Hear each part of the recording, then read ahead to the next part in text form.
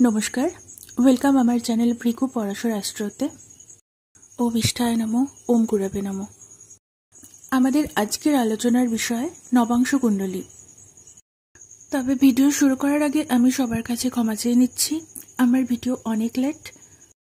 আশা করি ভবিষ্যতে এবার নিয়মিত ভিডিও পাবেন। আলোচনা শুরু করা যাক। আমরা জন্মকুণ্ডলী বিচার করি জীবনের গুরুত্বপূর্ণ ইভেন্টস, শিক্ষা, কেরিয়ার, বিবাহ, জীবনসঙ্গী, বিবাহ পরবর্তী জীবন, সন্তান, স্বাস্থ্য, মূলত এসব বিষয়ে জানতে। বিচারের জন্য লগ্নকুণ্ডলী অবশ্যই আপনার মূল অস্ত্র, কিন্তু এই বিচার যদি আরও গভীরে করতে হয়, আরও অ্যাকিউরেটভাবে জীবনের প্রায়ের ইভেন্টসগুলোকে সময় বা ফলাফল হিসেবে জানতে হয়, সেক্ষেত্রে বিভিন্ন ডিভিশনাল চার্ট ইম্পর্ট্যান্ট হয়। এছাড়াও গ্রহের স্ট্রেংথ দেখার জন্য সরবলে কোন প্ল্যানেট কতটা পাওয়ারফুল, অর্থাৎ জন্মছকে বিভিন্ন ঘরে বসা গ্রহ কতটা শুভ অশুভ, কতটা ফল আপনি পাবেন তা জানা যায় সরবল থেকে। অষ্টকবর্গ এক্ষেত্রে একটা গুরুত্বপূর্ণ ভূমিকা রাখে। তবে আজকে আমাদের আলোচনার বিষয় নবাংশ বা নবমাংশ বা D9 চার্ট। দেখুন, নবাংশ চার্ট থেকে আমরা বিচার করি বিবাহ এবং দাম্পত্য জীবন। কেন? কারণ নবাংশ কুণ্ডলীকে বলা হয় জন্মকুণ্ডলীর ফল, এবং এটা বাস্তব যে জীবনে বিবাহ এবং জীবনসঙ্গী কেমন হবে তার উপর কিন্তু নির্ভর করে জাতকের পুরো জীবনের সুখ, শান্তি, এবং ব্যক্তিগত জীবনে যদি শান্তি না থাকে সেক্ষেত্রে কেরিয়ার, কর্মজীবনেও কিন্তু সমস্যা আসতে বাধ্য। জাতকের জীবনসঙ্গীর উপর নির্ভর করে জাতকের সামাজিক মান, সম্মান, স্ট্যাটাস। D9 থেকে জন্মকুণ্ডলীর গ্রহদের প্রকৃত স্ট্রেংথ সম্পর্কে জানা যায়।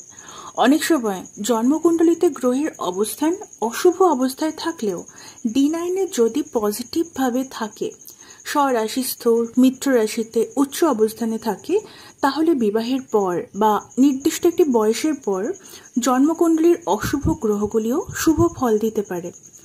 আর D9 কুণ্ডলী আপনার ব্যক্তিত্বকেও দেখায়। D1 বা জন্মকুণ্ডলী থেকে জাতকের ওভারঅল ব্যক্তিত্ব সম্পর্কে জানা যায়। আর D9 থেকে জাতকের আত্মার গভীর অভিব্যক্তি, সোল পারপাস অফ লাইফ, এসবের বিষয়ে ইঙ্গিত পাওয়া যায়। এবার একটা বিষয় যে নবাংশ কুণ্ডলীর অ্যাক্টিভেশন টাইম নিয়ে কিন্তু অনেক বিতর্ক আছে। কোনো মত অনুযায়ী ধরুন D9 অ্যাক্টিভেট হয় ম্যাচিওর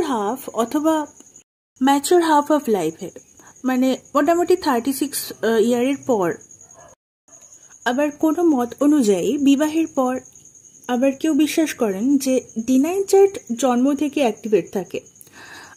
আমি এক্ষেত্রে বলবো D9 কুণ্ডলী দেখায় আপনার মনের গভীরে আপনি কেমন। বাইরে থেকে মানুষ আপনাকে কেমনভাবে দেখে সেটা D9 এর ব্যাপার, এবং আপনার এই ডিপ এক্সপ্রেশন অফ সোল জন্ম থেকে অ্যাক্টিভেট থাকলেও ম্যাচিওর এজে গিয়ে তা বাইরে প্রকাশ পায় এবং আপনিও তা অনুভব করতে পারেন। সুতরাং বিবাহের পরে বা 36 বছর বয়সের পরে D9 অ্যাক্টিভেট হয়, এরকম ধরেই আপনি এগোতে পারেন। যাই হোক, আমাকে নবাংশ নিয়ে আলোচনা করতে অনুরোধ করেছিলেন অনেকে। আপনাদের চ্যানেলে আপনাদের অনুরোধ রাখতে আমি বাধ্য। আর নবাংশ কুণ্ডলীর অনেকগুলো দিক আছে, সবগুলো নিয়েই আমরা কথা বলবো সিরিজের মাধ্যমে। আর D9 এর হাউস, গ্রহ জ্যোতি, শুক্রের অবস্থানের গুরুত্ব, এসব বিভিন্ন বিষয়ের উপর আমরা আলোচনা করব পরপর। আর শুক্রের গুরুত্ব কিন্তু D9 বা নবাংশ কুণ্ডলীর জন্য ভীষণ গুরুত্বপূর্ণ, কারণ শুক্র হচ্ছে D9 কুণ্ডলীর মূল গ্রহ, মূল প্ল্যানেট, কারণ শুক্র বিবাহের কারক গ্রহ। আর শুক্রকে নবাংশ কুণ্ডলীর আত্মকারক হিসেবেও ধরা হয়। আর পরবর্তী ভিডিওতে আমরা এরকম আলোচনা করতে পারি যে D9 কুণ্ডলীর 7th হাউস, D1 আর D1 মানে মূল আপনার লগ্ন চার্ট, এবং D9 এর 7th হাউসের মধ্যে তুলনা। তবে আজকের আলোচনার টপিক মূলত নবাংশ লগ্নের ওপর। যে কোনো অ্যাস্ট্রোলজি সফটওয়্যার থেকে প্রথমে আপনি আপনার D9 কুণ্ডলী তৈরি করে নিন। তবে একটা বিষয় যে D9 চার্ট তৈরির ক্ষেত্রে কিন্তু মানে অ্যাকিউরেট টাইমিং খুব গুরুত্বপূর্ণ, কারণ মোটামুটি 13-14 মিনিটের পার্থক্যে ডিনাইন লগ্ন চেঞ্জ হয়ে যায়। তবে প্রত্যেক লগ্নের বিষয়ে আলোচনা করার সময় আমি চেষ্টা করব কিছুটা গাইড করার যে ঠিক কিনা আপনার ডিনাইন কুণ্ডলীর লগ্ন। আলোচনা শুরু করব মেষ নবাংশ থেকে। শারীরিকভাবে বেশ শক্তিশালী, শক্ত সমর্থ হন মেষ নবাংশের জাতক। মানসিক দৃঢ়তা থাকে তাদের মধ্যে। তবে মেষ নবাংশের জাতকের জীবনের মূল সমস্যা আসে অতিরিক্ত রাগ আর অপ্রয়োজনীয় জেদ থেকে। মঙ্গলের প্রভাবে জাতকের মধ্যে দেখা যায় উৎসাহ এবং কর্মপ্রবণতা, সমস্ত কাজের দায়িত্ব নিতে এবং যত দ্রুত সম্ভব সেই কাজ শেষ করে ফেলার উৎসাহ থাকে জাতকের। মেষ রাশিতে রবি উচ্চস্থ হওয়ায় যে কোনো সম্পর্ক, মূলত প্রেম বিবাহ সম্পর্কে এরা পার্টনারের সাথে মানিয়ে চলতে কিছুটা সমস্যায় পড়েন। তবে যে কোনো নেগেটিভ অবস্থাকে পজিটিভভাবে দেখার অদ্ভুত ক্ষমতা দেখা যায় মেষ নবাংশের জাতকের মধ্যে। জীবনের সমস্ত ক্ষেত্রেই গতি চান এরা, কিন্তু শনিদেব যেহেতু মেষে নিচস্থ হয়, সেক্ষেত্রে জীবনের যে গতিতে এরা এগোতে চান তাতে বাধা পড়ে এবং এরা হতাশ, ডিপ্রেশনের শিকার হন। প্রেম জীবনে চন্দ্র প্রভাবিত মানুষকে এরা বিশেষভাবে পছন্দ করেন এবং বিবাহ পূর্ববর্তী সম্পর্কের মধ্যে বেশিরভাগ ক্ষেত্রেই দেখা যায় অতিরিক্ত ইমোশন বা ইমোশনাল ব্যালেন্সের অভাবে সম্পর্ক ভেঙে যায়। বিবাহ পরবর্তী জীবনে পার্টনারকে নিয়ে কিছুটা ডিস্যাটিসফ্যাকশন দেখা যায় এদের মধ্যে। মেষ নবাংশের জাতকের অতিরিক্ত রাগ, শর্ট টেম্পার এরকম সমস্যার জন্য এদের পার্টনারও কিন্তু এদের থেকে কিছুটা দূরত্ব রাখতে পছন্দ করেন। মেষ নবাংশের জাতকের জীবনে একটা সময় আসে যেখানে লাইফ পার্টনারের থেকে এদের আলাদা থাকতে হয়, অথবা এক ছাদের নিচে থাকলেও আলাদা ঘরে থাকা বা সামান্য অশান্তির কারণে দীর্ঘদিন ফিজিক্যাল রিলেশন না থাকা স্বামী স্ত্রীর মধ্যে এরকম সমস্যা আসে। জাতক মাঙ্গলিক হলে বা মূলাঙ্ক 9 বা 4 হলে বিবাহ জীবনের সমস্যা আরও বৃদ্ধি পায়। তবে লাইফ পার্টনারের প্রতি অত্যন্ত দায়িত্বশীল হন মেষ নবাংশের জাতক। ব্যক্তিগত জীবনের সমস্যা থাকলেও সংসার বা সন্তান এদের দায়িত্ব নেওয়ার ক্ষেত্রে কিন্তু মেষ নবাংশের জাতক দ্বিধা করেন না। মঙ্গল এদের মধ্যে হাই সেক্সুয়াল ড্রাইভ দেয়, এর জন্য জীবনে একটা বয়সের পর এক্সট্রা ম্যারিটাল অ্যাফেয়ার্স জাতীয় ব্যাপারে জড়িয়ে পড়ার সমস্যা আসে। জীবনে এরা ইমোশন চান, কিন্তু পার্টনারের কাছ থেকে ইমোশনাল সাপোর্ট সেভাবে পান না। বিবাহিত জীবন ঠিক রাখতে অবশ্যই নিজের অতিরিক্ত ক্রোধ এবং জেদ জাতককে কম করার পরামর্শ দেওয়া হয়, এবং অবশ্যই কোনো ফিজিক্যাল অ্যাক্টিভিটি, জিম, স্পোর্টস এসবে যুক্ত হওয়া অবশ্যই উচিত। এটা এদের জীবনে রেমেডির মতন কাজ করে। বিবাহ জীবন কিছুটা সমস্যাপূর্ণ হলেও মেষ নবাংশ জাতক কিন্তু পরিবারের ক্ষেত্রে সমস্ত কর্তব্য দায়িত্বের সাথে পালন করেন, আর নিজের ফ্যামিলির প্রোটেক্টর হন এরা, আর বন্ধু হিসেবে এই মানুষগুলো হন অত্যন্ত নির্ভরযোগ্য। আমাদের পরবর্তী নবাংশ বৃষ নবাংশ। আচ্ছা, শুক্র প্রভাবিত বৃষ নবাংশের জাতকদের বিবাহিত জীবন মূলত নিয়ন্ত্রিত হয় ভোগ, সুখ এবং অর্থ প্রাচুর্য দ্বারা। বিবাহের পর জাতকের জীবনে আর্থিক উন্নতি হয় এবং এদের পার্টনারের জীবনেও আর্থিক সমৃদ্ধি আসে। বিবাহ পরবর্তী জীবনে এদের প্রচুর ভ্রমণ হয়। বৃষ নবাংশের জাতকের আকাঙ্ক্ষা থাকে দৈহিকভাবে সুন্দর স্বামী বা স্ত্রী লাভের, এবং জাতকের অবশ্যই উচিত এমন পার্টনারকে জীবনসঙ্গী হিসেবে নির্বাচন করা যাকে জাতক নিজে পছন্দ করেছেন এবং তার ফিজিক্যাল অ্যাপিয়ারেন্স এবং সৌন্দর্যে জাতক স্যাটিসফাইড। না হলে বিবাহ পরবর্তী জীবনে সৌন্দর্যের মোহে জাতক অনেক সময় এক্সট্রা ম্যারিটাল অ্যাফেয়ার্সে জড়িয়ে পড়তে পারেন। স্টেবল আর্থ সাইনের বৃষ নবাংশের জাতক নিজে অত্যন্ত দায়িত্ববান হয়ে থাকেন এবং বিভিন্ন দায়িত্ব তারা পালন করতে পছন্দ করেন, কিন্তু দেখা যায় বিবাহ পরবর্তী জীবনে এদের কিন্তু অতিরিক্ত দায়িত্বের বোঝা নিতে হয়, যা পালন করতে করতে ক্লান্ত হয়ে পড়েন বৃষ নবাংশের জাতক। সেক্ষেত্রে সমস্ত দায়িত্বের ভার নিজের ওপরে না নিয়ে জাতকের উচিত পার্টনারের সাথে দায়িত্ব, কর্তব্য এসব শেয়ার করে নেওয়ার চেষ্টা করা। বৃষ নবাংশের জাতক জীবনে অর্থাৎ বিবাহিত জীবনে জীবনসঙ্গীর মধ্যে পছন্দ করেন ম্যাচিওর এনার্জি, কিন্তু বৃষ রাশিতে চন্দ্র উচ্চ হয়, যার প্রভাবে এদের জীবনসঙ্গীর মধ্যে ম্যাচুরিটির বদলে কিছুটা ইমোশনাল ভাব দেখতে পাওয়া যায়, যার জন্য জাতকের মধ্যে জীবনসঙ্গীকে নিয়ে কিছুটা ডিস্যাটিসফ্যাকশন থাকে। আর বৃষ নবাংশের জাতক চান তার জীবনসঙ্গী যেন জীবনে প্রতিষ্ঠিত হন এবং জীবনসঙ্গীর দ্বারা সমাজে স্ট্যাটাস বৃদ্ধি হোক, এরকম ইচ্ছা জাতক মনে পোষণ করেন। জাতক নিজে অর্থাৎ বৃষ নবাংশের জাতক নিজে বিলাসবহুল জীবনযাপন করেন এবং ব্র্যান্ডেড পোশাক, ঘড়ি বা দামি ঘর সাজানোর আসবাব এরা পছন্দ করে থাকেন। সমস্ত কিছুর মধ্যে এদের একটা নিজস্ব রুচির ছোঁয়া দেখতে পাওয়া যায়। বৃষ নবাংশের জাতক সেন্টার অফ অ্যাট্রাকশন হতে পছন্দ করেন এবং দেখা যায় বিবাহ পরবর্তী জীবনে জন্মছকে শুক্র যদি খুব বেশি এফ্লিক্টেড না হয়, সেক্ষেত্রে জাতক জীবনে এইসব সাধারণত লাভ করে থাকেন। বিবাহের ক্ষেত্রে বৃষ অত্যন্ত সৌম্য একটি নবাংশ। তবে একটা বিষয় যে খুব গুরুত্বপূর্ণ, দেখুন চন্দ্র যেহেতু উচ্চ হয় এখানে, সেক্ষেত্রে জাতক জীবনে এক্সট্রা ম্যারিটাল অ্যাফেয়ার্সের ঘটনা এসব কিন্তু এক্সপিরিয়েন্স করে।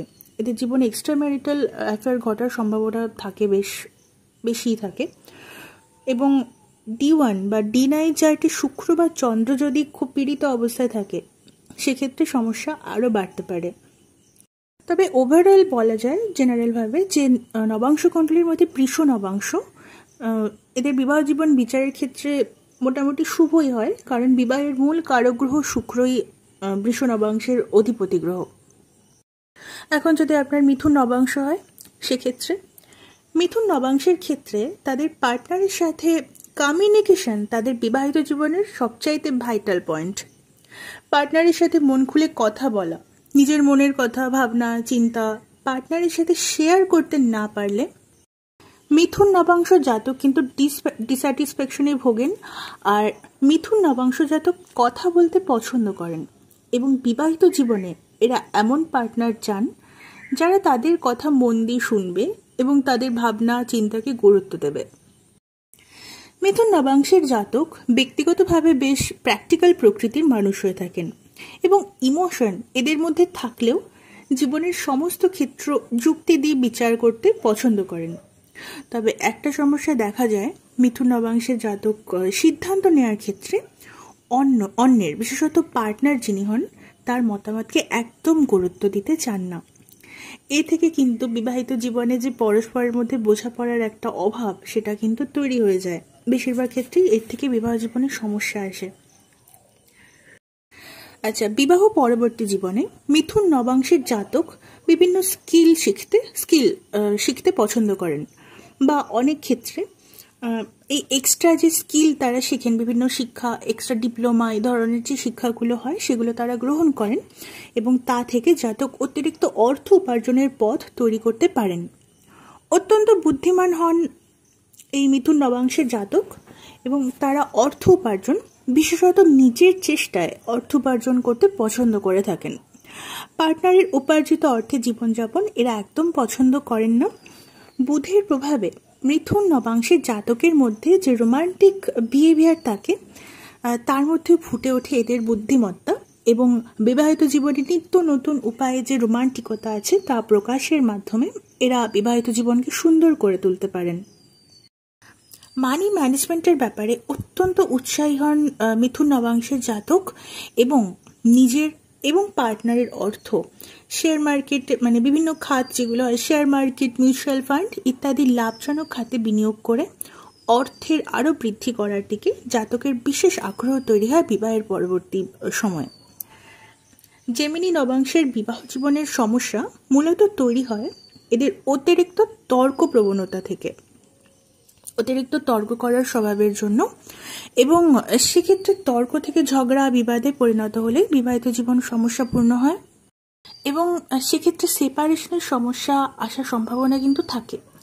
আর বাক্যের ক্ষেত্রে সংযত হলে এবং পার্টনারের মতামতকেও কিন্তু সিদ্ধান্ত নেওয়ার ক্ষেত্রে গুরুত্ব দিলে মিথুন নবাংশের জাতকের বিবাহিত জীবন কম বেশি বেশ ভালোই হয়ে থাকে এবং এদের মধ্যে যে রোমান্টিকতার একটা বিষয় থাকে তার দ্বারা কিন্তু বিবাহিত জীবন বেশ এক্সাইটিং হয়ে থাকে এদের। আমাদের পরবর্তী নবাংশ কর্কট নবাংশ। কর্কট নবাংশে বিবাহ পরবর্তী জীবনের মূল সুখের জায়গা তৈরি হয় ইমোশন থেকে, এবং বিবাহ জীবনের সমস্যাও কিন্তু আসে এই ইমোশন থেকেই। D1 এবং D9 চার্টে চন্দ্র যদি অ্যাপ্লিক্টেড অবস্থায় থাকে, নিচস্থ অবস্থায় থাকে, সেক্ষেত্রে ইমোশন থেকে অতিরিক্ত জটিলতা সৃষ্টি হতে পারে সম্পর্কে।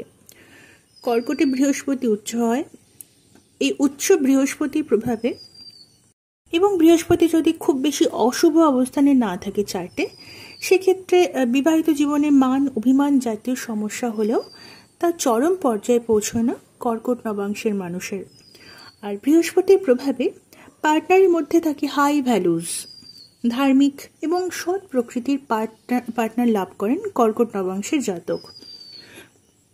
কর্কট নবাংশের জাতকেরা কিন্তু সাধারণত বাইরে থেকে কিছুটা কঠোর প্রকৃতির হয়ে থাকেন, এবং নিজেদের দুর্বলতা, ইমোশনাল চাহিদা বাইরে এরা প্রকাশ করতে পছন্দ করেন না।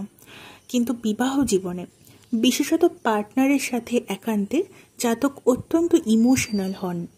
আরেকটা বিশেষ পয়েন্ট, আপনার যদি কর্কট নবাংশ হয়, সেক্ষেত্রে বিবাহপূর্ব জীবনে আপনি যেরকম আর্থিক অবস্থায় থাকুন না কেন, বিবাহের পরে অবশ্যই আপনার আর্থিক উন্নতি ঘটবে।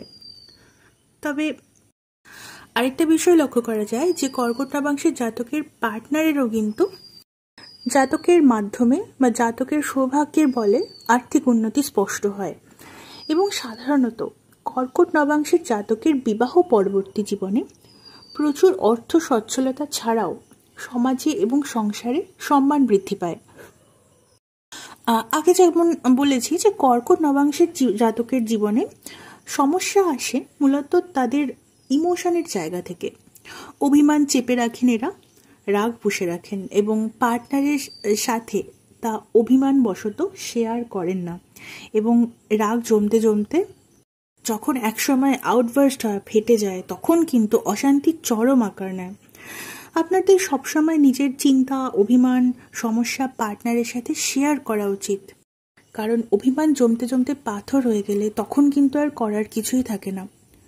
এদের পার্টনারও মূলত বেশ দায়িত্ববান হয়ে থাকেন এবং বাইরে ইমোশনের প্রকাশ করতে পছন্দ করেন না, কিন্তু ভেতরে এরাও যথেষ্ট ইমোশনাল হয়ে থাকেন। কর্কট নবাংশের জাতক বাইরে থেকে বেশ প্র্যাকটিক্যাল, সিরিয়াস প্রকৃতির হন, এবং কর্কট নবাংশের জাতকের ইমোশন এরা বেশ পছন্দই করে থাকেন। সুতরাং নিজের ইমোশনের জায়গাকে ব্যালেন্স করে চলতে পারলে কর্কট নবাংশের বিবাহিত জীবন বেশ ভালোই হয়। তবে আপনি যদি কর্কট নবাংশের জাতক হন, তাহলে আপনি নিশ্চয়ই অনুভব করেন সম্পর্ক ভেঙে যাচ্ছে দেখেও কিন্তু তাকে সামলানোর চেষ্টা না করে, ভেঙে গেলে যাক, আমার কিছুই করার নেই, এই ধরনের অকারণ জেদ বা অ্যাটিটিউড নিয়ে বসে থাকার প্রবণতা আছে আপনার। সুতরাং আপনার উচিত এই ধরনের অ্যাটিটিউড থেকে বেরিয়ে আসার। আর পরবর্তী নবাংশ সিংহ নবাংশ। সিংহ নবাংশের জাতকের বিবাহিত জীবন ডমিনেট করে রবির ফায়ারি এনার্জি। অত্যন্ত রোমান্টিক প্রকৃতির হন সিংহ নবাংশের মানুষ। ফায়ারি প্যাশনেট লাভার হয়ে থাকেন এরা। পার্টনারের কাছে এদের মূল চাহিদা থাকে সম্মান এবং নিঃশর্ত ভালোবাসা এবং সমর্পণ। পার্টনারকেও গভীরভাবে ভালোবাসেন সিংহ নবাংশের জাতক, এবং জীবনের সমস্ত ক্ষেত্রে, সংসার হোক বা সামাজিক কোনো ইভেন্ট কিংবা কর্মজীবন, পার্টনারকে পাশে রাখতে পছন্দ করেন এরা। পার্টনারকে এবং সন্তানদের এরা আগলে রাখতে এবং প্রোটেকশন দিতে চান। সিংহ নবাংশের ক্ষেত্রে তাদের সন্তান তাদের খুব প্রিয় হয়, এবং বিবাহ জীবনে সন্তানের ভূমিকা হয় গুরুত্বপূর্ণ এদের ক্ষেত্রে। অনেক ক্ষেত্রে দেখা যায় যে বিবাহ টিকিয়ে রাখার মূল কারণই হয়ে দাঁড়ায় সন্তান। সিংহ নবাংশের ক্ষেত্রে তাদের বিবাহিত জীবনে জাতক এবং তার পার্টনারের মধ্যে একটা অদ্ভুত সুন্দর বোঝাপড়ার সম্পর্ক তৈরি হতে দেখা যায়। সংসারে এবং ব্যক্তিগত জীবনে তৈরি হওয়ার সমস্যা হাজব্যান্ড ওয়াইফ দুজনে আলোচনা করে মেটাতে পছন্দ করেন, এবং এক্ষেত্রে তারা বাইরের মানুষ, কোনো তৃতীয় ব্যক্তির যোগদান একদম পছন্দ করেন না। পার্টনারের সাথে অত্যন্ত ডিগনিফাইড ওয়েতে কথাবার্তা বলতে চান এরা, এবং সেভাবে তারা কমিউনিকেশন চালান। তবে D1 এবং D9-এ রবির অবস্থান এবং শুভাশুভ বিচার এক্ষেত্রে জরুরি। সিংহ নবাংশের জাতকের মধ্যে টাকা পয়সা খরচের ব্যাপারে কিছুটা কৃপণতা লক্ষ্য করা যায়, তবে পরিবারের প্রয়োজনে বিশেষত সন্তানদের শিক্ষায় এরা কৃপণতা করেন না। তবে বিবাহের পর মায়ের সাথে বনিবনার একটা অভাব তৈরি হয় এদের জীবনে, এবং বিবাহের পর বাবা মায়ের থেকে পৃথক হয়ে অন্যত্র সংসার করার যোগ তৈরি হয়ে থাকে এদের জীবনে। পার্টনার এবং জাতকের মধ্যে স্মুথ রিলেশনশিপ থাকলেও এদের পার্টনার কিন্তু জাতকের থেকে সম্পূর্ণ ভিন্ন প্রকৃতির একজন মানুষ হয়ে থাকেন, এবং পার্টনারের ব্যক্তিত্ব হোক বা ধর্মবিশ্বাস হোক বা রাজনৈতিক বিশ্বাস, এসব বিষয় নিয়ে দুজনের মধ্যে মতের অমিলের একটা জায়গা কিন্তু তৈরি হতে দেখা যায়। এবার আর্থিক দিক থেকে বিচার করলে দেখা যায় যে বিবাহ পরবর্তী জীবনে সিংহ নবাংশের জাতক মোটামুটি ভালো পরিমাণের প্রপার্টি তৈরি করতে সক্ষম হয়ে থাকেন। পরবর্তী নবাংশ কন্যা নবাংশ। বিবাহ পরবর্তী জীবনে কর্মজীবনে অত্যন্ত ব্যস্ত হয়ে পড়েন কন্যা নবাংশের মানুষ। অত্যন্ত বাস্তববাদী কন্যা নবাংশের মানুষ বিবাহিত জীবনে পার্টনারের মধ্যে কিন্তু ইমোশন খুঁজতে পছন্দ করেন না। এরা পছন্দ করেন পার্টনারের স্ট্যাটাস, এবং পার্টনারকে তারা তখনই নির্বাচন করেন যখন দেখেন যে বিবাহের দ্বারা পার্টনারের থেকে এরা সামাজিক স্ট্যাটাস এবং আর্থিক স্টেবিলিটি পাচ্ছেন। কন্যা নবাংশের জাতক চান তাদের স্বামী বা স্ত্রী যেন অবশ্যই কোনো সম্মানজনক পদে কর্মজীবনে যুক্ত থাকেন। কন্যা নবাংশের পুরুষও কিন্তু ওয়ার্কিং পার্টনার চান। বিবাহ জীবনে জাতকের মধ্যে ইমোশন, যা বিবাহ জীবনের অত্যন্ত গুরুত্বপূর্ণ একটি বিষয়, তার অভাব দেখা যায়, এবং তার ফলে বিবাহ জীবনে স্বামী স্ত্রীর সম্পর্কে কিছুটা শুষ্কতা দেখা যায়। আর্থিক স্টেবিলিটি এদের বিবাহ জীবনে অত্যন্ত গুরুত্ব রাখে, আর জীবনে অর্থের গুরুত্ব এরা বোঝেন, এবং কী উপায়ে আরও বেশি আর্থিক সচ্ছলতা আনা যায়, কোথায় অর্থ ইনভেস্ট করলে ভালো হবে, অর্থ আরও বৃদ্ধি পাবে, এসব বিষয়ে গুরুত্ব দেন কন্যা নবাংশের জাতক। এদের পার্টনার কিছুটা ফিলোসফিক্যাল নেচারের হন। ধার্মিক প্রবৃত্তি দেখা যায় পার্টনারের মধ্যে। সেক্ষেত্রে অত্যন্ত প্র্যাকটিক্যাল কন্যা নবাংশের জাতকের কিন্তু পার্টনারের প্রতি কিছুটা ডিস্যাটিসফ্যাকশনের একটা জায়গা তৈরি হতে দেখা যায়। কন্যা নবাংশের মানুষ তাদের কর্মজীবনে একটু ধরা বাঁধা ছক বাঁধা কাজ করতে পছন্দ করেন, এবং কিছুটা ওয়ার্কহলিকও হয়ে পড়েন বিবাহের পর। এদের বিবাহ জীবনে এই অতিরিক্ত ওয়ার্কহলিক নেচার এবং মানি মাইন্ডের চিন্তাভাবনার জন্য পার্টনারের সাথে সেই যে রোমান্টিক টাচ একটা বিবাহ সম্পর্ক বা প্রেম সম্পর্কে থাকে, তা কিন্তু গড়ে ওঠে না। বিবাহ জীবনে কিছুটা ডিসস্যাটিসফ্যাকশনে ভোগেন কন্যা নবাংশের জাতক। পার্টনারের সাথে সরাসরি ঝগড়া বা অশান্তি না থাকলেও বিবাহ জীবনে কিছুটা একঘেয়ে হয়ে পড়ে এদের কাছে, এবং বিবাহ সম্পর্কে আবদ্ধ থাকলেও বিবাহ এবং পার্টনার সম্পর্কে এরা কিন্তু একসময় আগ্রহ হারিয়ে ফেলেন এবং আরও বেশি কাজের মধ্যে নিজেকে ডুবিয়ে দেন। সাধারণত বাইরে থেকে কিন্তু এটা বোঝা যায় না যে তিনি দাম্পত্য সম্পর্কে অসুখী। বাইরে সোশ্যাল মিডিয়া হোক বা সমাজ মাধ্যম বা সমাজে বন্ধু বান্ধব আত্মীয় স্বজন গ্যাদারিংয়ে এরা কিন্তু বেশ সুন্দর সম্পর্ক বজায় রাখতে পছন্দ করেন। সন্তানকে অত্যন্ত উচ্চশিক্ষিত এবং প্রতিষ্ঠিত হিসেবে দেখতে চান কন্যা নবাংশের মানুষ। আর যাই হোক, কালপুরুষ কুণ্ডলীর ষষ্ঠ রাশি কন্যার মধ্যে কিন্তু স্বাভাবিকভাবে কিছুটা কার্মিক নেগেটিভ একটা এনার্জি থাকে, এবং কন্যা রাশির অধিপতি বুধ বিবাহের ক্ষেত্রে কিছুটা প্রবলেমেটিক গ্রহ হিসেবেই ধরা হয় জ্যোতিষে। সুতরাং কন্যা নবাংশের বিবাহ জীবনে কিছু সমস্যা আসেই, তবে বিবাহ জীবনের সমস্যাকে কিছুটা যদি ইমোশনের সাথে সমাধান করার চেষ্টা করেন আপনি যদি কন্যা নবাংশের মানুষ হন, তো সেক্ষেত্রে সমস্যা কিছুটা বেটার হতে পারে। তুলা নবাংশ, পরবর্তী নবাংশ। তুলা নবাংশের জাতকের বিবাহ পরবর্তী জীবনে সচ্ছলতা থাকে। বিলাসবহুল জীবনযাপন করার প্রতি জাতকের আগ্রহ বৃদ্ধি পায় বিবাহের পর। তুলা শুক্রের মূল ত্রিকোণ রাশি, সুতরাং তুলা নবাংশ জাতকের মধ্যে শুক্রের শুভ প্রভাবযুক্ত পার্টনারের প্রতি আকর্ষণ তৈরি হয়। অর্থাৎ এদের ইচ্ছা থাকে গুড লুকিং ফ্যাশনেবল পার্টনার পাওয়া। বিবাহিত জীবনে তুলা নবাংশের জাতক বিশ্বাস রাখেন ব্যালেন্সে। লাভ লাইফ, কেরিয়ার, সংসার সমস্ত বিষয়ে সঠিক ব্যালেন্সের মাধ্যমে চালাতে পছন্দ করেন তুলা নবাংশের মানুষ। তুলা নবাংশের জাতকের জীবনে একটা বিষয় নিশ্চিতভাবেই বলা যায় যে এদের জীবনে বিবাহের পূর্বে কিছু শত্রুর সমস্যা বাধা আসতে দেখা যায়, কিন্তু বিবাহের পরবর্তী সময়ে জাতকের এই শত্রুর সমস্যা কিন্তু সম্পূর্ণভাবে দূর হয়। বেশিরভাগ ক্ষেত্রেই দেখা যায় শত্রুরা এদের ভয় পাচ্ছে বা পরাজয় স্বীকার করছে। পরিবারের মধ্যে এরা তাদের বিবাহপূর্ব জীবনে বাবা মায়ের সাথে যেভাবে কাটিয়েছে বা তাদের বাবা মা যেভাবে সংসার চালিয়েছে, যে ভ্যালুস সিস্টেমকে তারা প্রাধান্য দিয়েছে, সেই ধারা অব্যাহত রেখে, সেই ধারা বজায় রেখে সংসার চালাতে পছন্দ করেন তুলা নবাংশের মানুষ। এরা বিবাহের পরবর্তী জীবনে স্পিরিচুয়ালিটির গভীরে প্রবেশ করতে পছন্দ করেন এবং ধর্ম সংক্রান্ত বিভিন্ন বিষয়ের গভীর জ্ঞান অর্জন করতে পছন্দ করেন। জ্যোতিষ, তন্ত্র প্রভৃতি অকাল্ট বিদ্যার রহস্য আহরণে এদের আগ্রহ বাড়ে। এদের পার্টনার কিছুটা রাগী প্রকৃতির হয়ে থাকেন, তবে সাধারণত বেশ গুড লুকিং হন। রোমান্সের থেকে প্যাশনেট লাভ এরা পছন্দ করে থাকেন। মঙ্গলের প্রভাবে পার্টনারের মধ্যে থাকে অ্যাগ্রেশন, ইম্পালসিভনেস। তুলা নবাংশের জাতককে তাদের পার্টনার প্রোটেক্ট করতে, বিপদে পাশে দাঁড়াতে পছন্দ করে থাকেন। বিবাহের মাধ্যমে জাতকের অর্থভাগ্যের উন্নতি লক্ষ্য করা যায় এবং অর্থ সঞ্চয় করতেও সক্ষম হন জাতক।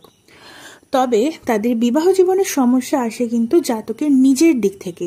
তুলা নবাংশের জাতক চান জীবনে, সংসারে সবকিছু সঠিকভাবে হোক, একদম এবং ব্যালেন্সের মাধ্যমে, এবং তার আশেপাশের মানুষ, জাতক নিজে যেরকম সব কিছু ব্যালেন্স করে চলেন সেভাবেই চলুক। সেভাবে না চলতে দেখলে জাতকের মধ্যে যে বিরক্তি, একটা ইরিটেশন সৃষ্টি হয় এবং জাতক তার প্রকাশ করেন পার্টনার এবং পরিবারের অন্যান্য সদস্যদের উপর, এবং এর থেকেই সংসারে বিভিন্ন জটিলতা আসতে দেখা যায়। সুতরাং নিজের ইচ্ছে ছাড়াও অন্যের মতকে গুরুত্ব দেওয়া এবং সবাই যে সংসার একদম পারফেক্টভাবে চলবে এটা ভেবে না নেওয়াই আপনার জন্য বেটার। আর জন্মছকে অর্থাৎ D9 এবং D1 দুটোতেই শুক্রের অবস্থান কীরকম সেটা দেখাও কিন্তু অত্যন্ত গুরুত্বপূর্ণ হয়ে ওঠে। কারণ তুলা নবাংশের অধিপতি শুক্র, সে নিজেই যদি পীড়িত অবস্থায় চার্টে থাকে সেক্ষেত্রে সমস্যা নানান দিক থেকে আসতে পারে। আরেকটা বিষয় যে তুলা নবাংশের ক্ষেত্রে চার্টের রবির অবস্থান দেখাও অত্যন্ত গুরুত্বপূর্ণ হয়ে ওঠে, কারণ রবি যেহেতু নিচস্থ হয় তুলাতে, সেক্ষেত্রে এই রবির দিক থেকে বিভিন্ন সমস্যা, রবি যদি চার্টে প্রবলেমেটিক সিচুয়েশনে থাকে বা 6, 8, 12 এই ধরনের ঘরে থাকে, খুব খারাপ কোনো গ্রহ জুটিতে থাকে, সেক্ষেত্রে সেই সংক্রান্ত সমস্যা আসতে পারে। রবি যেই বিষয়গুলোকে নির্দেশ করে, পিতা, শ্বশুর মশাই এবং অফিসের বস, এই ধরনের বিষয় থেকে কিন্তু সমস্যা আসতে পারে। আর তুলা নবাংশের মানুষের ক্ষেত্রে আরেকটা পরামর্শ যে আপনারা যদি যে কোনো কাজ ধীর স্থির সুস্থ মস্তিষ্কে করেন, সেক্ষেত্রে কাজের সাকসেস রেট অনেক বাড়বে এবং বিবাহিত জীবন কিছুটা বেটার হওয়ার সম্ভাবনা থাকবে। আমাদের পরবর্তী নবাংশ বৃশ্চিক নবাংশ। বৃশ্চিক নবাংশের জাতকের জীবনে বিবাহের পর বেশ কিছু বড় রকমের পরিবর্তন আসে। এদের বিবাহিত জীবন দেখা যায় বেশ পরিবর্তনের মধ্যে দিয়ে যায়। জাতকের জীবনে এই পরিবর্তন পজিটিভ না নেগেটিভ তা নির্ভর করে D1 এবং D9 মঙ্গল এবং কেতুর শুভ বা অশুভ অবস্থানের ওপর। কারণ বৃশ্চিক রাশির লর্ড হচ্ছে কেতুদেব এবং মঙ্গলদেব। বিবাহ পরবর্তী জীবনে জাতক কিন্তু কিছুটা গোপন স্বভাবের হয়ে যান। জাতকের আগ্রহ বাড়ে গোপন রহস্যময় বিষয়ে জ্ঞান আহরণের দিকে। মঙ্গল এবং বিশেষত কেতুর অবস্থান যদি চার্টে অশুভ হয়, সেক্ষেত্রে জাতকের জীবনে ব্ল্যাক ম্যাজিক, অশুভ তন্ত্রের প্রয়োগ, শত্রুদের থেকে বাধা, এইরকম সমস্যা আসে। আর বৃশ্চিক নবাংশের জাতক সম্পর্কের ক্ষেত্রে পার্টনারের প্রতি অত্যন্ত লয়াল হয়ে থাকেন। বিবাহিত জীবনে এরা মানসিকভাবে কিছুটা সেন্সিটিভ প্রকৃতির হয়ে পড়েন এবং কিছু মানসিক আঘাত পাওয়ার সম্ভাবনা থাকে, এবং এর থেকে এরা শিক্ষা পান যে অন্যকে কষ্ট না দেওয়ার চেষ্টা তাদের মধ্যে আসে। অন্যেরা যাতে তার কারণে কষ্ট না পায় এই বিষয়টিকে অত্যন্ত গুরুত্ব দেন এরা। বিবাহপূর্ব জীবনে তারা যা পায়নি তা পাওয়ার একটা কন্টিনিউ চেষ্টা বৃশ্চিক নবাংশের জাতকের মধ্যে দেখা যায়। পার্টনার এবং সন্তানদের থেকে কিছুটা ডিসস্যাটিসফ্যাকশন আসে এদের জীবনে। তবে অর্থভাগ্যের দিক থেকে বিচার করলে বৃশ্চিক নবাংশের জাতক বিবাহ পরবর্তী জীবনে প্রচুর অর্থ সঞ্চয় করে থাকেন। স্থায়ী প্রপার্টি, বিশেষত ভূ সম্পত্তির দিকে আগ্রহ বাড়ে জাতকের। চার্টে যদি মঙ্গলের অবস্থান ভালো থাকে, বৃহস্পতির সাথে থাকে, বা সেকেন্ড হাউস, 11th হাউস এরকম হাউসের সাথে লিঙ্কড থাকে, সেক্ষেত্রে দেখা যায় জাতকের কিন্তু, অর্থাৎ বৃশ্চিক নবাংশের জাতক বেশ ভালো পরিমাণে ভূ সম্পত্তি, জায়গা জমি জমা এই ধরনের বিষয়ে অর্জন করতে পেরেছেন, এবং অনেক সময় এরা বিবাহ পরবর্তী জীবনে রিয়েল এস্টেট বিজনেসের সাথে যুক্ত হওয়ার একটা প্রচেষ্টা রাখেন। বিবাহ পরবর্তী জীবনে বৃশ্চিক নবাংশের মানুষের গুরু প্রাপ্তির একটা সম্ভাবনা বা যোগ তৈরি হয়। আর এদের রুচির মধ্যে একটু ইউনিকনেস দেখতে পাওয়া যায়, অর্থাৎ সাধারণের থেকে একটু আলাদাভাবে তারা তাদের ঘর বাড়ি সাজাতে পছন্দ করে থাকেন। প্রাচীন মূর্তি, প্রাচীন মুদ্রা বা একটু অন্যরকম ঘর সাজানোর জিনিস যা সাধারণ নয়, মানে একটু অন্যরকম, যার মধ্যে হয়তো একটু অকাল্টের ছোঁয়া আছে, বা সেগুলো রেয়ার, পাওয়া যায় না, বা এমন কিছু মুখোশ বা মূর্তি যেগুলো দেখে সাধারণ মানুষের হয়তো ভয়ের উদ্রেক হয়, কিন্তু তারা এগুলো পছন্দ করে থাকেন ঘর সাজানোর ক্ষেত্রে। একটু উইয়ার্ড ধরনের তারা তাদের ঘরকে সাজাতে বা ঘরে সেই ধরনের সাজানোর জিনিস রাখতে পছন্দ করে থাকেন। সম্পর্কের মূল্য দিতে জানেন বৃশ্চিক নবাংশের জাতক। অনেক সময় দেখা যায় সম্পর্ক টিকিয়ে রাখতে হয়তো একতরফাই চেষ্টা করে যাচ্ছেন জাতক। পার্টনার এদের জীবনে অর্থভাগ্য বহন করে আনে, আর পার্টনারের থেকে এর এক ধরনের মানসিক স্টেবিলিটি পেয়ে থাকেন। জাতকের জীবনের মানসিক ডিপ্রেশনের সমস্যা বা রুটিনবিহীন ছন্নছাড়া একটা জীবন সাধারণত এরা লিড করে থাকেন, এই সমস্যাগুলোর সমাধান কিন্তু তাদের পার্টনারের মাধ্যমে আসে। তাদের ছন্নছাড়া জীবনে একটা ছন্দ ফিরে আসে পার্টনারের মাধ্যমে। তবে মঙ্গলের প্রভাবে এদের মধ্যে যে রাগের বা প্রকাশ দেখা যায়, অর্থাৎ ইম্পালসিভ নেচার এবং রাগ পুষে রাখার প্রবণতা, গোপনীয়তা, গোপন স্বভাব, এই ধরনের বিষয়, পার্টনারের সাথে সবকিছু শেয়ার না করা, এইগুলো থেকেও কিন্তু পার্টনারের মনে এক ধরনের সন্দেহ প্রবণতার সৃষ্টি হয়, এবং জীবনসঙ্গীর সাথে বনিবনার কিছুটা অভাব কিন্তু সৃষ্টি হতে থাকে। বৃশ্চিক নবাংশের মানুষের অবশ্যই উচিত মনকে শান্ত রাখার জন্য যে yoga, meditation, physical activity, sports, এগুলো সাহায্য নেওয়া। তবে তার থেকেও বড় কথা, আপনার উচিত সবসময় মনে যাই চলছে সেটা পার্টনারকে শেয়ার করে দেওয়া। এদের বিবাহিত জীবনে মূল সমস্যাটাই আসে তাদের অতিরিক্ত গোপন প্রিয়তার স্বভাব থেকে। তো আর আরেকটা বিষয়, সেটা হচ্ছে D1 চার্টে, অর্থাৎ জন্মকুণ্ডলিতে, অথবা D9 চার্টে যদি আপনি দেখেন যে চন্দ্রের অবস্থান এবং কেতুর অবস্থান খারাপ, মানে চন্দ্র কেতু যুতি ঘটেছে বা এই ধরনের কোনো বিষয়, সেক্ষেত্রে কিন্তু আপনার ব্ল্যাক ম্যাজিক, ব্ল্যাক আর্ট এই ধরনের বিষয় থেকে সাবধানতা অবলম্বন করা অত্যন্ত গুরুত্বপূর্ণ। কারণ আপনার ওপরে এইসব বিষয়গুলো হওয়ার সম্ভাবনা থাকে অত্যন্ত বেশি, সেক্ষেত্রে সাবধানতা অবলম্বন করা উচিত। আমাদের পরবর্তী নবাংশ ধনু নবাংশ। কালপুরুষ কুণ্ডলীর নবম রাশি ধনু প্রভাবিত হয় বৃহস্পতি দ্বারা। সুতরাং বিবাহ পরবর্তী জীবনে ধনু নবাংশের মানুষের জীবনে স্পিরিচুয়ালিটি, ধর্ম পালনের প্রকৃত অর্থ, এসব বিষয়ের গুরুত্ব বৃদ্ধি পায়। নিজে যেমন গভীর জ্ঞান অর্জন করেন ধর্ম সম্পর্কে, তেমন অন্যদেরকে ধর্মশিক্ষা দিতে পারেন জাতক। মানুষও কিন্তু এদের থেকে শিক্ষা জ্ঞান লাভ করতে আগ্রহ বোধ করেন।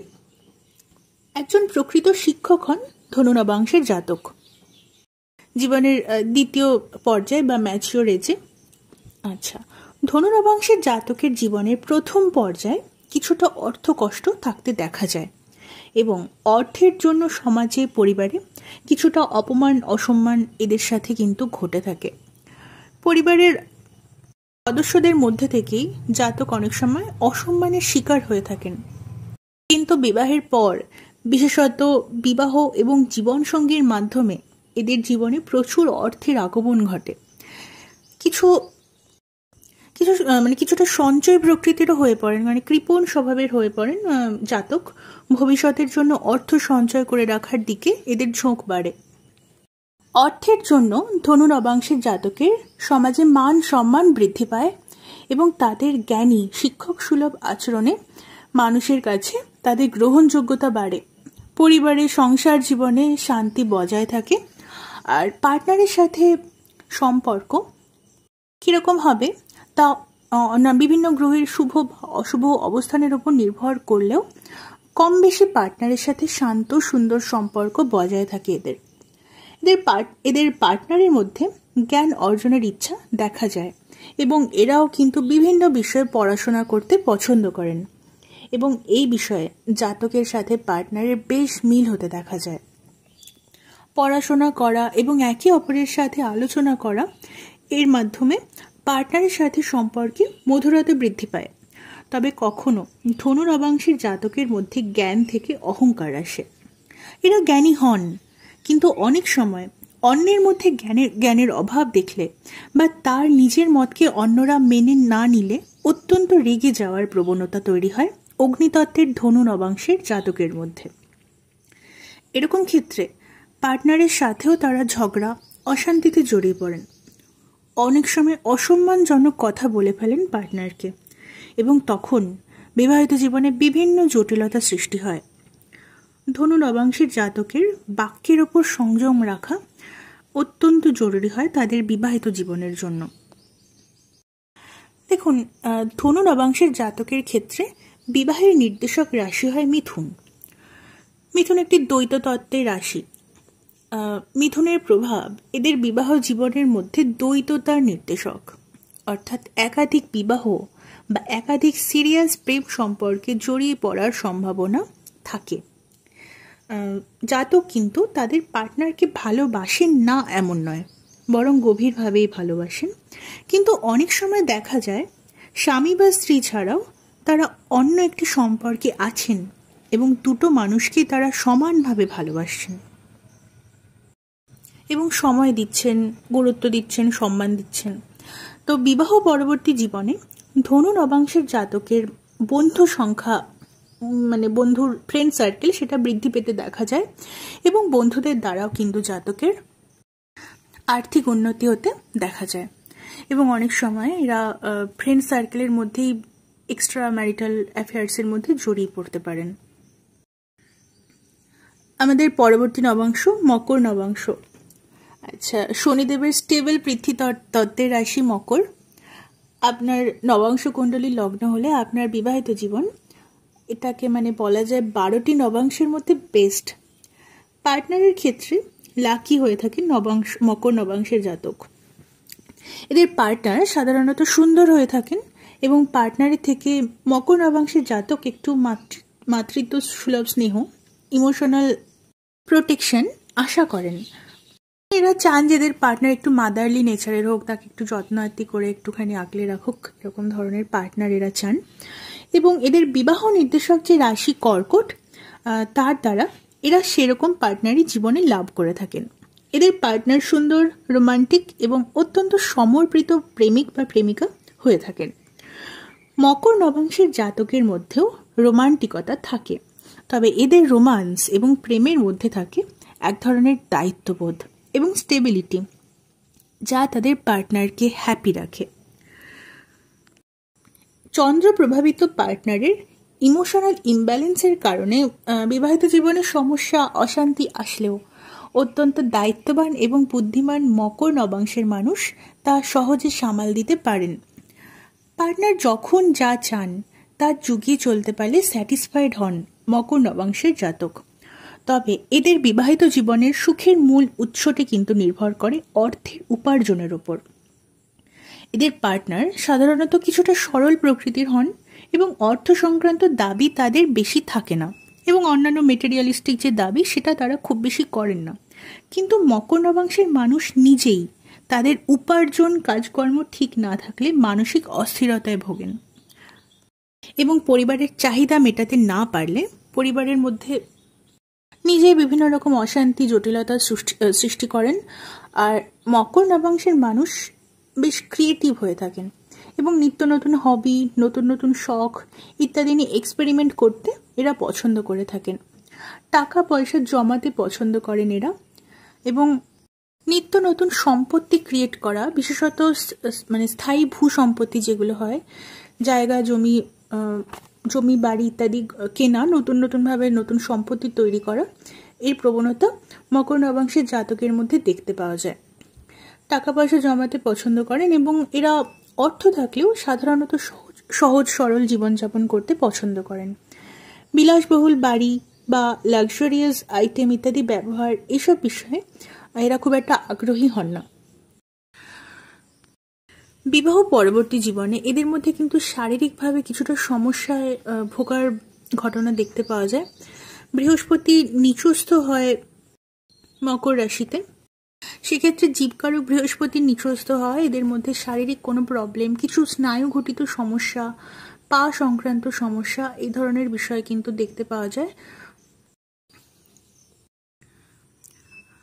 পরবর্তী নবাংশ কুম্ভ নবাংশ। কুম্ভ নবাংশের বিবাহিত জীবনে মানি ম্যানেজমেন্ট খুব গুরুত্বপূর্ণ হয়ে দাঁড়ায়। অতিরিক্ত খরচা, বেহিসাবি খরচের প্রবণতা থাকে কুম্ভ নবাংশের জাতকের মধ্যে। অর্থ এদের জীবনে আসে এবং অনেক পরিমাণেই আসে, কিন্তু সেই অর্থ তারা অতিরিক্ত খরচ প্রবণতার জন্য জমিয়ে উঠতে পারেন না। অর্থ এরা যে সবসময় বাজে খরচা করে নষ্ট করেন এরকম নয়, বরং সামাজিক বিভিন্ন কাজে, দুস্থ মানুষের প্রয়োজনে দান করা বা অনাথ শিশু বৃদ্ধদের কল্যাণে এরা অর্থ দান করতে পছন্দ করে থাকেন। তবে এই দান করার মধ্যেও যে ব্যালেন্স থাকা দরকার তা তারা অনেক ক্ষেত্রে ভুলে যান এবং সমস্যায় পড়েন, মূলত আর্থিক সমস্যায় এটা পড়ে থাকেন। পরিবেশ সচেতনতা, সমাজ সচেতনতা, কি করলে সমাজের মানুষের ভালো হবে, উন্নতি হবে, এসব বিষয়ে এরা ভাবতে পছন্দ করেন। বহু মানুষের সাথে মিশতে ভালোবাসেন এরা। বিবাহিত জীবনের যে কোনো সমস্যাকে দ্রুত সমাধান করতে বা কুইক ফিক্স সলিউশন খুঁজে নিতে পছন্দ করেন কুম্ভ নবাংশের বুদ্ধিমান জাতক। অন্যদিকে এদের বিবাহিত জীবন নির্দেশিত হয় সিংহ রাশির দ্বারা। এদের পার্টনার সেক্ষেত্রে হন বেশ অহংকারী এবং ক্ষমতা সম্পন্ন। সমাজে বা পরিবারে অথবা কর্মজীবনে বেশ শক্তিশালী অবস্থানে থাকেন এদের পার্টনার। মানসিকভাবে কিছুটা আনস্টেবল, দুর্বল প্রকৃতির কুম্ভ নবাংশের জাতক তাদের মেন্টাল স্ট্রেংথ, সাহস ইত্যাদি লাভ করেন তাদের পার্টনারের কাছে বিবাহ পরবর্তী জীবনে। পার্টনারও এদের প্রোটেক্ট করে থাকেন। তবে কুম্ভ নবাংশের ক্ষেত্রে স্যাটার্ন রাহুর একটা ন্যাচারাল কম্বিনেশন কিন্তু তৈরি হয়। বায়ুতত্ত্বের রাশি কুম্ভের অধিপতি হলেন শনিদেব এবং রাহুদেব। তো এই দুটো গ্রহ যখনই একত্র হয় সেখানে চিটিংয়ের একটা ব্যাপার অবশ্যই তৈরি হয়ে যায়। কুম্ভ রাশিকে সাধারণত চিটিংয়ের রাশি বলা হয়। এখন গ্রহ অবস্থানের উপর নির্ভর করে জাতক তার পার্টনারকে চিট করবেন, অথবা পার্টনার তাকে চিট করবে, অথবা পার্টনার জাতককে, এবং এরকমও হতে পারে যে জাতক পার্টনারকে এবং পার্টনারও জাতককে একই সাথে চিট করছেন। এবং এই চিটিংয়ের ঘটনা এরা খুব সুন্দরভাবে গোপন করতে পছন্দ করেন এবং খুব বুদ্ধিমান হন কুম্ভ নবাংশের জাতক, এবং সেগুলো সাধারণত তারা গোপন করতে সক্ষমও হয়ে থাকেন বেশিরভাগ ক্ষেত্রে। যাই হোক, কুম্ভ নবাংশের মানুষ অন্যান্য দিক থেকে দেখতে গেলে এরা অত্যন্ত ফিলান্থ্রপিস্ট, অর্থাৎ জনকল্যাণ, সমাজ কল্যাণ, সমাজসেবা এই ধরনের মানুষ হয়ে থাকেন এবং কিছুটা ফিলোসফিক্যাল নেচারের হয়ে থাকেন এবং ইন্টেলেকচুয়াল বিষয়ে পড়াশোনা, জ্ঞান আহরণ, জ্ঞান অর্জন, আলোচনা, এইসব বিষয়ে এরা অত্যন্ত আগ্রহী হয়ে থাকেন আর সেসব আগ্রহ থাকে জাতকের মধ্যে। তবে বিবাহ জীবনের পক্ষে খুব বেশি শুভ অবস্থানে কিন্তু কুম্ভ নবাংশের জাতক থাকেন এরকম বলা যায় না। আচ্ছা, আমাদের পরবর্তী নবাংশ মীন নবাংশ। মীন নবাংশের জাতক প্রেম সম্পর্কের ক্ষেত্রে গভীরতায় বিশ্বাস করেন।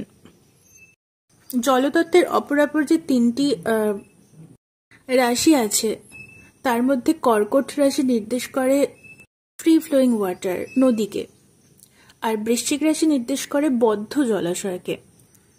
হ্রদ, পুকুর এই ধরনের বিষয়ের সাথে আমরা বৃশ্চিক রাশিকে তুলনা করতে পারি। আর সেখানে মীন রাশি হলো সমুদ্রের নির্দেশক। এর জন্য বলা হয় মীন রাশির জাতকের মনের গভীরতা সাধারণ মানুষের পক্ষে বোঝা সম্ভব নয়। তো বিবাহ সম্পর্কের ক্ষেত্রেও দেখা যায় পার্টনারের মধ্যে এরা শুধুমাত্র একজন জীবন সঙ্গী নয়, বরং আত্মার সাথীকে খোঁজেন। অত্যন্ত ফিলোসফিক্যাল এবং স্পিরিচুয়াল নেচারের হন মীন নবাংশের জাতক। তার জীবনসঙ্গীর সাথে ডিভাইন লাভ এক্সপিরিয়েন্স করতে চান। পার্টনারের সাথে সোল লেভেলের যে কানেকশন, সেরকম সম্পর্ক এরা খোঁজেন, যে সোলমেট কানেকশন বা টুইন ফ্লেম কানেকশন, এসব যে কনসেপ্টগুলো আছে সেগুলোতে এরা অত্যন্ত বিশ্বাস রাখেন এবং এরা চান এদের জীবনসঙ্গী যেন সেরকম মানুষই হন যাদের সাথে তাদের আত্মার যোগাযোগ গড়ে ওঠে। জীবনকে গভীরভাবে জানার ইচ্ছা থাকে মীন নবাংশের জাতকের। অর্থ উপার্জন করতে পছন্দ করেন এরা, এবং এরা এই অর্থ সমাজ কল্যাণে অর্থ দান করতে পছন্দ করেন। আর এদের পার্টনার যদি এসব কাজ অর্থাৎ দান ধর্ম এসব পছন্দ না করেন, সেক্ষেত্রে মীন নবাংশের জাতক কিন্তু মানসিকভাবে অত্যন্ত কষ্ট পেয়ে থাকেন। মীন নবাংশের জাতক পছন্দ করেন গল্প করতে, বিশেষত গসিপ করতে, পিএনপিসি করতে অত্যন্ত ভালোবাসেন মীন নবাংশের জাতক। পরিবারের মধ্যে গল্প গুজব করে সুন্দর হাসি খুশি আনন্দময় পরিবেশ তৈরি করতেও এরা পারদর্শী হন। তবে পিএনপিসি বা পরচর্চার ক্ষেত্রে এদের মধ্যে একটা বিষয় অবশ্যই এরা মাথায় রেখে আলোচনা করেন, যেন এই পরচর্চার বিষয় পরনিন্দায় পরিণত না হয়, এবং এরা কিন্তু কারো নিন্দা করা, কারোর সম্বন্ধে নেগেটিভ কথা বলা, নেগেটিভ আলোচনা করতে একদমই পছন্দ করেন না। পরিবারের আর্থিক বিষয়ে পরিচালনা করতে পছন্দ করেন এরা, এবং সংসার চালানোর অর্থ কিভাবে খরচা হবে অর্থাৎ মানি ম্যানেজমেন্টের বিষয়টি পার্টনারকে দিতে কিন্তু সেরকম পছন্দ করেন না এরা। মানি ম্যানেজমেন্টের সম্পূর্ণ বিষয় এরা নিজের কাঁধে নিতে পছন্দ করেন। বিবাহিত জীবনে যে কোনো সমস্যাকে এরা অত্যন্ত দায়িত্বের সাথে সমাধান করেন। অনেক সময় সমাধান যদি নাও হয়, এরা কিন্তু 100% চেষ্টা করেন যে সমস্যাকে নিজের আয়ত্তে আনার। বিবাহিত জীবনের যুক্তির চাইতে ইমোশনকে প্রাধান্য দেন এরা, এবং এতে পার্টনারের সাথে সম্পর্ক আরও গভীর এবং সুন্দর হয়ে ওঠে। এদের পার্টনার সাধারণত দেখতে সুন্দর হন। পার্টনারের মধ্যে একটা চাইল্ডিশ নেচার দেখতে পাওয়া যায় অনেক সময়, এবং এদের মুখ খুব সুন্দর হয়ে থাকে, এবং এদের পার্টনারের যা বয়স তার থেকে কম দেখতে লাগে তাদের পার্টনারকে, কিছুটা হলেও কম লাগে, কারণ এদের পার্টনার জীবনসঙ্গী নির্দেশক গ্রহ বুধের প্রভাবে এদের পার্টনারের মধ্যে শিশুসুলভ বা বালসুলভ আচরণ দেখতে পাওয়া যায়।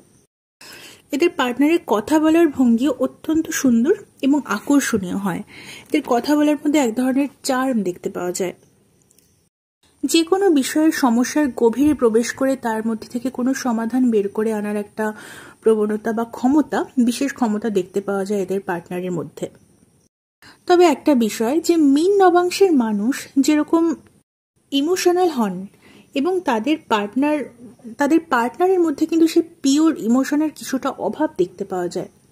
মীন নবাংশের মানুষ মূলত যখন তাদের পার্টনারকে ভালোবাসেন, সেই সমর্পণের মধ্যে একদম পরিপূর্ণ শুদ্ধতা দেখতে পাওয়া যায়, কিন্তু তাদের পার্টনারের মধ্যে কিছুটা ডিপ্লোম্যাসি দেখতে পাওয়া যায়। পিওর ইমোশনের অভাব দেখতে পাওয়া যায় এদের পার্টনারের মধ্যে, এবং কিছুটা ডিপ্লোম্যাট হন এদের পার্টনার। বুদ্ধির সাথে ইমোশনকে ব্যবহার করতে পছন্দ করেন এরা। তবে পজিটিভ বিষয়টা হলো যে পার্টনারের সাথে কিন্তু এদের অন্যান্য গ্রহ অবস্থানের ওপর নির্ভর করে, যদিও তাদের পার্টনারের সাথে কম বেশি বেশ ভালো সম্পর্কই থাকে, এবং সমাজে বেশ প্রতিষ্ঠিত মানুষ হয় এরা, অর্থাৎ এদের পার্টনার। মীন নবাংশের মানুষের মূল যে ত্রুটি, অর্থাৎ অতিরিক্ত খরচ প্রবণতা, হিসেবপত্র না করে খরচ করে নেওয়া, এই প্রবণতাকেও কিন্তু সামাল দিতে পারেন তাদের পার্টনার। এরা বেশ হিসেব করে চলতে পছন্দ করেন এবং সেক্ষেত্রে তারা সক্ষম হন। ডিনাইন চার্টের মূল কারক গ্রহ, আত্মকারক গ্রহ বলা হয় শুক্রকে। এই শুক্র উচ্চস্থ হয় মীন রাশিতে। সুতরাং মীন নবাংশের জাতকের বিবাহ জীবন বিবেচনার ক্ষেত্রে D1 এবং D9 চার্টে শুক্রের অবস্থান অত্যন্ত গুরুত্বপূর্ণ হয়ে ওঠে এবং মীন রাশির গ্রহ অধিপতি যিনি বৃহস্পতির অবস্থানও সেক্ষেত্রে খুব গুরুত্বপূর্ণ হয়। বৃহস্পতি যদি খুব নেগেটিভ অবস্থা থাকে সেক্ষেত্রে বিবাহিত জীবনে বিভিন্ন রকমের সমস্যা আসতে দেখা যায়। আরেকটা বিষয় বলা যায় যে আর্থিকভাবে লস হওয়ার বা আর্থিকভাবে ঠকে যাওয়ার একটা সম্ভাবনা থাকে মীন নবাংশের জাতকদের ক্ষেত্রে, এবং সেক্ষেত্রে কাউকে অর্থ দেওয়ার ক্ষেত্রে কিংবা কোথাও অর্থ লগ্নি করার আগে, কোথাও সুদে খাটানো বা এই ধরনের কোনো কাজে অর্থ মানে ইনভেস্ট করার আগে খুব ভালোভাবে বিচার বিবেচনা করে নেওয়ার পরামর্শ দেওয়া হয় মীন নবাংশের জাতকদের।